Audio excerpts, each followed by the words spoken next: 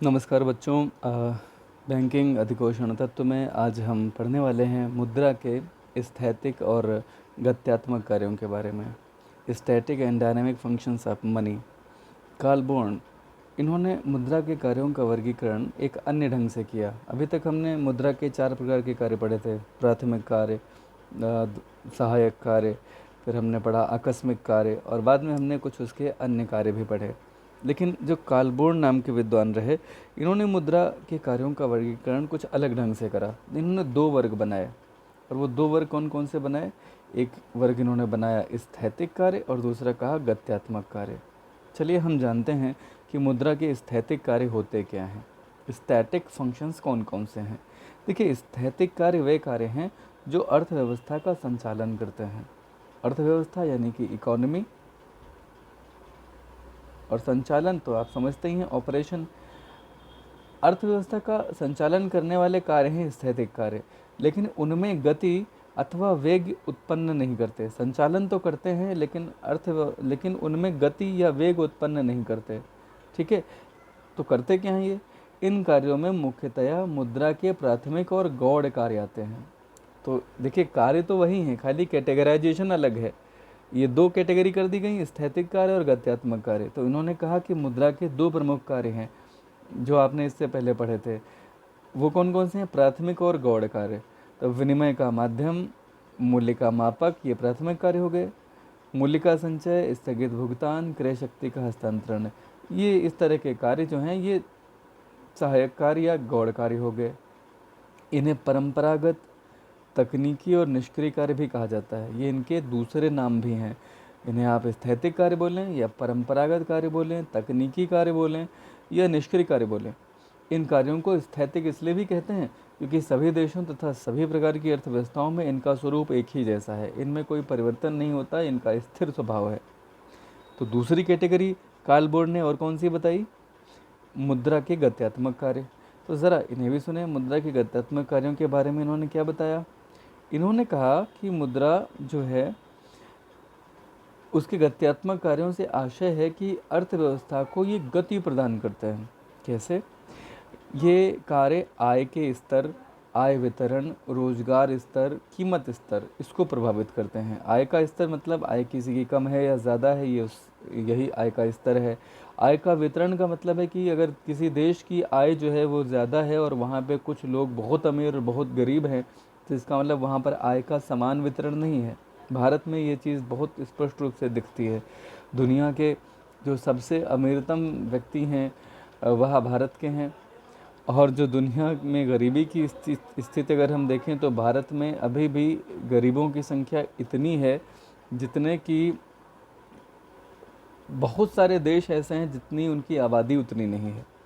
बहुत सारे मैं शब्द इस्तेमाल कर रहा हूँ बड़ा सोच समझ के। ठीक है, कुछ ही देश ऐसे हैं, संख्या उनकी 10 से ज़्यादा नहीं है, जो भारत में जितने गरीब हैं उनसे ज़्यादा पॉपुलेशन रखते हो, मैं आपको बता दूं। तो ये एक बड़ा आंकड़ा है। खैर, अभी आपको अगर ये नहीं समझ में आई बात तो आप बिल्कुल परेशान मत होइए। अभी हम बात कर रहे हैं कि आय का स्तर कैसा है, किसी की आय कम है या ज़्यादा है, ये आय का स्तर है। आय का वितरण, असमानता अगर है आय में। रोजगार का स्तर, आप जानते हैं कि कितने लोग बेरोजगार हैं, कितने लोग जो डिस्गाइज अनएम्प्लॉयमेंट होता है, यानी कि वो दिखने के लिए दिखते हैं कि वो रोज़गार में हैं लेकिन वो दरअसल रोज़गार में नहीं होते। बहुत तरह के लोग हैं, जैसे कि निजी संस्थाओं में 2-2, 3-3, 5-5 हज़ार पर पढ़ाने वाले जो शिक्षक हैं, या एक ही किस खेत है और उस खेत में छोटा सा खेत है जहाँ पर एक किसान पर्याप्त था, वहाँ पे अगर 4 भाई काम कर रहे हैं उतनी खेती में, तो एक तरह की ये डिस्गाइज रोजगारी या एम्प्लॉयमेंट है, जो अपने आप में अनएम्प्लॉयमेंट का ही एक टाइप होता है। तो रोज़गार का स्तर क्या है, प्राइस लेवल क्या है, ये सारी चीज़ों को प्रभावित करती हैं मुद्रा के। ऐसे कार्य जो इनको प्रभावित करते हैं वो सब गत्यात्मक रखे गए, क्योंकि इससे अर्थव्यवस्था में गति आती है। तो ज़रा सा हम जाने डिटेल में कि गत्यात्मक जो कार्य हैं प्रमुख, वो है कौन कौन से। तो एक तो है कीमत स्तर में परिवर्तन। देखिए, मुद्रा कीमतों में परिवर्तन का माध्यम बनता है। ठीक है, और स्फीति या अवस्फीति जो है, इसकी स्थिति उत्पन्न कर देती है। ये कौन करता है? मुद्रा ही करता है। कीमतों में परिवर्तन के माध्यम से वस्तुओं में कीमत बढ़ना यानी इन्फ्लेशन यानी स्फीति कहलाती है, और वस्तुओं के मूल्य घटना ये डिफ्लेशन कहलाती है। ये सारे काम मुद्रा ही करती है। कैसे करती है, मैं आपको थोड़ा सा आइडिया दे देता हूँ। वो ये कि अगर किसी देश में मुद्रा की मात्रा बढ़ जाए, क्या हो? मुद्रा की मात्रा बढ़ जाए तो आपके पास पैसा ज़्यादा आ जाएगा। आप उस ज़्यादा पैसे से ज़्यादा डिमांड करोगे, ज़्यादा मांग करोगे ना। ज़्यादा पैसे से क्या होगा? मांग बढ़ जाएगी, और मांग बढ़ने से अगर किसी चीज़ की मांग बहुत ज़्यादा बढ़ जाती है तो उसकी कीमत बढ़ जाती है। क्या इस बात से सहमत हैं आप? किसी चीज़ की मांग बढ़ जाने पे उसकी कीमत बढ़ जाती है। इस चीज़ को हम क्या समझ पा रहे हैं? चलिए मैं आपको एक उदाहरण देता हूँ। अब से कुछ वर्ष पहले बद्रीनाथ में बहुत ज़ोर बारिश हुई थी, केदारनाथ में संभवतः। तो वहाँ पे इतनी ज़्यादा बारिश हुई थी कि कहा गया था कि बादल फट गए, और बहुत सारे लोग वहाँ पर कुछ समय के लिए, कुछ दिनों के लिए फंस गए थे। और न्यूज़ में आया था कि वहाँ पानी की एक बोतल जो होती थी वो 200 रुपये की बिक रही थी। पार्ले जी का जो 5 रुपये वाला बिस्किट था वो 50 रुपये का बिक रहा था। इस तरह की खबरें आपने सुनी होंगी। कारण क्या था? वहाँ पे लोगों ने डिमांड बढ़ा दी थी। डिमांड बढ़ाई नहीं थी, डिमांड तो नॉर्मल थी, लेकिन डिमांड कब बढ़ी हुई मानी जाती है? जब उसके कंपैरिजन में जो उसकी सप्लाई है, जो उसकी पूर्ति है, वह कम हो जाए। तो ये मान लिया जाता है कि डिमांड बढ़ गई। अगर पूर्ति कम हो जाए तो भी डिमांड बढ़ गई। अगर पूर्ति ठीक है जितनी थी, लेकिन मांग ज़्यादा बढ़ जाए तो भी मांग बढ़ गई। बढ़ी हुई मांग से कीमतें बढ़ जाती हैं हमेशा। ठीक है, तो अगर बढ़ी हुई मांग है तो कीमत बढ़ जाएगी। इसी को हम बोलते हैं इन्फ्लेशन, मुद्रास्फीति। और अगर मुद्रा की मात्रा कम हो जाए, आपके पास पैसा ही ना हो, आपके पास मुद्रा जो है ना वो कैसी हो? कम हो, तो क्या आप मांग जो है कर पाएंगे? नहीं, मांग आपकी घट जाएगी, और घटी हुई मांग से वस्तुओं के मूल्य भी नीचे चले आएंगे, मूल्य भी नीचे हो जाएंगे। तो इसको हम बोलेंगे मुद्रा में डिफ्लेशन। तो ये मुद्रा ही करती है। इससे अर्थव्यवस्था में परिवर्तन आते हैं और अर्थव्यवस्था में गति आती है, इसीलिए ये गत्यात्मक कार्यों में रखा गया। तो कीमत स्तर में परिवर्तन ये मुद्रा का एक कार्य है। दूसरा, आर्थिक विकास में सहायक। देखिए आर्थिक विकास कैसे होता है? जो आपके देश में प्राकृतिक और मानवीय संसाधन हैं, अगर उनका कुशलतम विदोहन हो जाए, विदोहन का मतलब उनका वो जहाँ पे भी हैं उनका सही से उपयोग हो जाए, तो ऐसा करते हुए आप बड़ी मात्रा में उत्पादन, रोजगार, राष्ट्रीय आय इसमें वृद्धि कर सकेंगे। तो इससे क्या होगा? अर्थव्यवस्था विकसित होगी। अच्छा, विकास तो गतिशील होकर के ही हो सकता है ना। आज से 4 साल पहले आपकी हाइट कम थी, आज आपकी कुछ हाइट बढ़ गई। 1 साल पहले ही आपकी हाइट कम थी, आज आपकी हाइट थोड़ा सा बढ़ गई, तो आप विकसित हो रहे हैं ना, आप विकास कर रहे हैं, ये कहा जाएगा। तो विकास किस चीज़ में दिखता है? परिवर्तन में दिखता है, गतिशीलता में दिखता है। तो आर्थिक विकास में सहायक है मुद्रा, तो इस तरह से यह अर्थव्यवस्था में गति ला रहा है। तीसरा जो है घाटे की वित्त व्यवस्था, ज़रा इसे समझना पड़ेगा ध्यान से। घाटे की वित्त व्यवस्था क्या होती है, ज़रा ध्यान से सुनेगा। मौद्रिक अर्थव्यवस्था के अंतर्गत ही सरकारें अपनी आय से अधिक व्यय कर पाती हैं, और घाटे की वित्त व्यवस्था को मुद्रा ने ही संभव बनाया है। अब घाटे की वित्त व्यवस्था क्या चीज़ है, इसको थोड़ा सा सुनिएगा। देखिए भारत सरकार हर साल एक बजट प्रस्तुत करती है। क्या करती है? बजट प्रस्तुत करती है। और इस बजट में सरकार दिखाती है कि हमारे जो व्यय होंगे ये हमारी आय से ज़्यादा होंगे। सवाल यह है कि क्या कोई ऐसा व्यक्ति है जो अपनी आय से ज़्यादा खर्चा करता हो? कोई व्यक्ति ऐसा नहीं होता, लेकिन सरकारें होती हैं भारत में। और भारत जैसे जितने भी ऐसे देश हैं जो अभी विकासशील देश हैं। कैसे देश? विकासशील देश। तो विकासशील देशों में जनरली ऐसा ही होता है। सरकार क्या है? सरकारों को कहा जाता है कि ये एक कल्याणकारी संस्था है। कैसी संस्था? कल्याणकारी संस्था। और कल्याणकारी संस्था जो होती है उसका तात्पर्य हो गया कि ये लाभकारी नहीं है। लाभकारी जो संस्थाएं होती हैं वो क्या काम करती हैं? उनकी जितनी आय होगी, उनकी आय से उनके जो व्यय हैं वो बेसिकली व्यय कम होने चाहिए।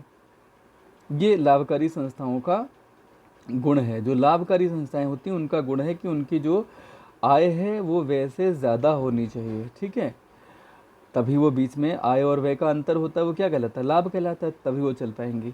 लेकिन सरकार एक कल्याणकारी संस्था है। कल्याणकारी संस्थाओं की स्थिति क्या है कि उनके व्यय जो है वो कभी कभी आय से भी ज़्यादा हो जाते हैं। और जब सरकार के बजट में व्ययों को ज़्यादा दिखाया गया हो और आय जो संभावित है उन्हें कम दिखाया गया हो, तो ऐसी स्थिति में हम इसे घाटा मानेंगे, है ना भाई। खर्चे आपके ज़्यादा हों आपकी इनकम से, तो आप इसे घाटा ही तो मानोगे ना। तो सरकार के जो बजट बनते हैं उसमें व्यय ज़्यादा होते हैं, आय कम होते हैं, तो ये घाटे का बजट है। और ये घाटे का बजट अगर लगातार बन रहा हो तो इसी को हम बोलते हैं क्या, घाटे की वित्त व्यवस्था। क्या बोलते हैं, घाटे की वित्त व्यवस्था। इसे दोबारा सुनिएगा तो आपको निश्चित रूप से समझ में आएगा। कोई बात अगर कन्फ्यूजन की हो तो आप कमेंट बॉक्स में लिखें। आप यहाँ पर कमेंट बॉक्स में भी अपना सवाल पूछ सकते हैं और उसका जवाब निश्चित रूप से आपको मिलेगा। ठीक है। अंग्रेज़ी में इसके लिए एक शब्द आता है डेफिसिट फाइनेंसिंग। डेफिसिट माने होता है कमी। ठीक है। आपकी आय कम है और व्यय ज़्यादा है, तो आपकी आय में कमी है ना, कम है, आपकी आय कम पड़ गई, तो इसको डेफिसिट फाइनेंसिंग या घाटे की वित्त व्यवस्था बोलते हैं। एक और शब्द आता है मौद्रिक नीति। आप अक्सर सुनते हैं कि आरबीआई ने अपने मौद्रिक नीति की समीक्षा में सीआरआर को इतना कम कर दिया, या जो इंटरेस्ट रेट है, जो बैंक रेट है, रेपो रेट है, रिवर्स रेपो रेट है, इसमें इतने बेसिस की कमी की। ये आपको सुनने में शायद आता हो, कभी आपने गलती से न्यूज़ सुन लिया हो, हालांकि ऐसी न्यूज़ आप सुनते तो है नहीं, लेकिन आपको सुनना चाहिए। अगर आप नहीं सुनते हैं तो ऐसी न्यूज़ भी सुने। अगर गलती से या कहीं पे भी संयोग से आपने सुना होगा, तो आपने सुना होगा ऐसा कि आरबीआई ने आज मौद्रिक नीति की समीक्षा की और इतने बेसिस की कटौती की रेपो रेट में या रिवर्स रेपो रेट में, है ना। तो ये जो आती है खबर, ये दरअसल मौद्रिक नीति से संबंधित है। मौद्रिक नीति के माध्यम से सरकार क्या करती है, कीमत स्थिरता यानी कि वस्तुओं और सेवाओं के मूल्यों यानी कीमतों में स्थिरता बनी रहे, आर्थिक विकास भी रहे, लोगों को रोजगार मिलता रहे, इन सारे उद्देश्यों को साधने की कोशिश करती है। जैसे अगर रेपो रेट में कटौती कुछ की जाए तो उसका उद्देश्य होता है लोगों को सस्ते ऋण उपलब्ध कराना, ताकि लोग सस्ते ऋण अगर लेंगे तो क्या होगा, सस्ते ऋण लेकर के करेंगे क्या, उस पैसे को अपने पास थोड़ी रखेंगे। अगर किसी भी व्यक्ति ने ऋण ले लिया, मान लिया उसने कार के लिए ही ऋण ले लिया, तो वो कार खरीदेगा ना, कार की बिक्री होगी तो उसके लिए कार का उत्पादन करना पड़ेगा, तो यानी उत्पादन बढ़ेगा उससे। एक तरफ तो आपने ऋण लिया और उससे उपभोग किया, कार को खरीदा अपने उपयोग के लिए, लेकिन वहीं कार का खरीदना आपके द्वारा कार के उत्पादन को बढ़ाने में सहयोग करेगा। तो ऋण जब दिया जाता है तो वो तमाम तरह के, अच्छा कुछ लोग अगर व्यापारी ही ऋण लेंगे तो जाहिर सी बात है, अगर उद्योगपति ने किसी ने ऋण लिया तो फिर तो वो उसको उद्योग में ही लगाएगा। तो कुल मिलाकर के सरकार रेपो रेट इसीलिए घटा देती है कि लोगों को जो देश में जो अर्थव्यवस्था है, लोगों को जब ऋण आसानी से मिलेगा तो वह उसका उपयोग उत्पादन में अल्टीमेटली कर सकेंगे। एक और पॉइंट है अंतर्राष्ट्रीय व्यापार का विस्तार। देखिए वर्तमान समय में अंतर्राष्ट्रीय व्यापार का विस्तार जो है वह अगर करना है तो उसमें मुद्रा का प्रयोग बहुत ज़्यादा हुआ है, इसमें कोई शक नहीं है। ये आपके लिए आसान है, बहुत कठिन नहीं है। ठीक है। बगैर अंतर्राष्ट्रीय व्यापार के विस्तार के आप मुद्रा का उपयोग नहीं कर सकते। ओके। तो मुद्रा या द्रव्य का क्या महत्व है, हम अब इसकी बात करेंगे, इसे ध्यान से सुन लें। और ये एक हमारा जो और टॉपिक है इस पे भी हम आज चर्चा करेंगे। देखिए मुद्रा यानी कि द्रव्य यानी कि मनी, जेवंस क्या कहते हैं। चूँकि हम अपने जीवन के प्रारंभ से ही मुद्रा को देखते और इसका प्रयोग करते चले आए हैं, इसीलिए हमें मुद्रा के वास्तविक महत्व और लाभों की अनुभूति होती ही नहीं है। यदि हम समाज के प्राचीनतम रूप को देख पाते और जहाँ पे मुद्रा नाम की कोई चीज़ नहीं थी, मुद्रा का निशान तक नहीं था, तो हमें मुद्रा के अभाव से होने वाली कठिनाइयों का थोड़ा सा अंदाज़ा हो जाता। आप में से जिन लोगों ने वस्तु विनिमय पढ़ा है तो उनको मुद्रा का उपयोग समझ में आता है, क्योंकि हमने आपको मुद्रा ना होने पर कौन कौन सी कठिनाइयाँ होती हैं उनके बारे में आपको बताया, आपको समझ में आया। लेकिन अगर किसी ने उसे नहीं पढ़ा है तो उसके लिए मुद्रा का महत्व समझ में नहीं आएगा। हमारे आसपास तमाम ऐसी चीज़ें हैं जो हैं और बहुत उपयोगी हैं, लेकिन हम उनका महत्व नहीं समझते।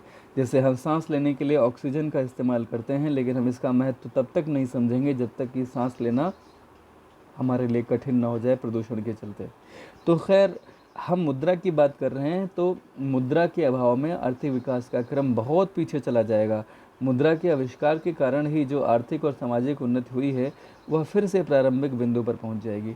तो ये मुद्रा के महत्व को बताने के लिए ये सेंटेंसेस काफ़ी हैं क्राउथर नाम के एक विद्वान, जिनका मुद्रा के बारे में कोई भी सेंटेंस काफ़ी महत्व दिया जाता है उसको अन्य अर्थशास्त्रियों के द्वारा।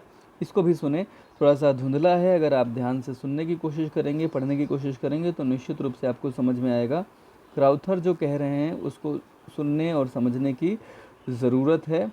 क्राउथर ने कहा कि ज्ञान की प्रत्येक शाखा की एक अपनी आधारभूत खोज होती है।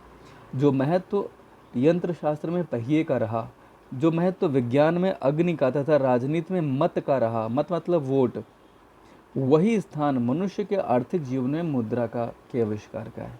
ये सेंटेंस अपने आप में काफ़ी महत्वपूर्ण है। अब हम जानेंगे सीधे सीधे मुद्रा के आर्थिक क्षेत्र में महत्व क्या है और बाद में अनार्थिक क्षेत्र में मुद्रा का महत्व क्या है। तो चलिए आर्थिक क्षेत्र में मुद्रा के महत्व पे करते हैं चर्चा। आर्थिक क्षेत्र में मुद्रा के महत्व के बारे में मार्शल कहते हैं कि मुद्रा वह धुरी है जिसके चारों ओर संपूर्ण आर्थिक विज्ञान चक्कर लगाता है। तो अर्थ में कुछ हिस्से होते हैं, अर्थ के कुछ फैक्टर्स होते हैं। अर्थ मतलब अर्थशास्त्र के उपभोग है, उत्पादन है, ठीक है ना, ये इसके प्रमुख फैक्टर्स होते हैं। विनिमय है, ओके, वितरण है, ये सब आर्थिक विभिन्न पहलू हैं। राजस्व है, ठीक है, ये सब इसके पहलू हैं। तो मैं आर्थिक क्षेत्र में महत्वों को जब आपको अभी बताने वाला हूँ, तो जो आपके अर्थ के विभिन्न घटक हैं उन्हीं को हम पहले चर्चा में लेंगे। जैसे उपभोग एक घटक है, तो उपभोग किस तरह से यहाँ पे कार्य करता है ये हमें यहाँ पे देखना है, ठीक है। तो जल्दी से हम इसे देखने की कोशिश कर रहे हैं। आर्थिक क्षेत्र में मुद्रा का महत्व, देखिए ध्यान से सुनिएगा। उपभोग के क्षेत्र में मुद्रा का जो महत्व है वो इसलिए आता है कि मुद्रा से उपभोक्ता की सार्वभौमिकता बनती है। अगर मुद्रा है तो मुद्रा के होने से उपभोक्ता के पास चॉइस बढ़ गई। जब मुद्रा नहीं थी तो वस्तु विनिमय में उसे दोहरे संयोग का सिद्धांत अपनाना पड़ता था और उसे खाना चाहिए होता था। खाने में कोई विशेष डिश चाहिए थी या वो भी डिश किसी विशेष ब्रांड की चाहिए थी, ऐसा नहीं था। लेकिन अब जब उसके पास मुद्रा हो गई तो उपभोक्ता जो है ना, वो उसकी सॉवरेनिटी यानी कि उसकी सार्वभौमिकता आ गई। इसका मतलब क्या है, आधुनिक आर्थिक जगत में उपभोक्ता एक सम्राट की तरह है, उसकी इच्छा अनुसार अर्थव्यवस्था संचालित होती है।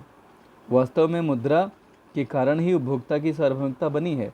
उपभोक्ताओं को उत्पादकों को उपभोक्ताओं की मांग के अनुसार ही उत्पादन करना पड़ता है। जो लोग ऐसा नहीं करते, ऐसे उत्पादक हानि में रहते हैं, घाटे में रहते हैं। तो उपभोक्ता आज की अगर सार्वभौमिकता उसकी हो चुकी है उपभोक्ता की आज के युग में, तो इसलिए क्योंकि उसके पास मुद्रा ने क्रय शक्ति की सौगात उसे दे रखी है, क्रय शक्ति की सामर्थ्य उसे दे रखी है। उपभोक्ताओं की अधिकतम संतुष्टि, अभी आपने पीछे पढ़ा भी था कि उपभोक्ताओं को अधिकतम संतुष्टि मुद्रा के माध्यम से मिलती है। मुद्रा का ये कार्य भी है।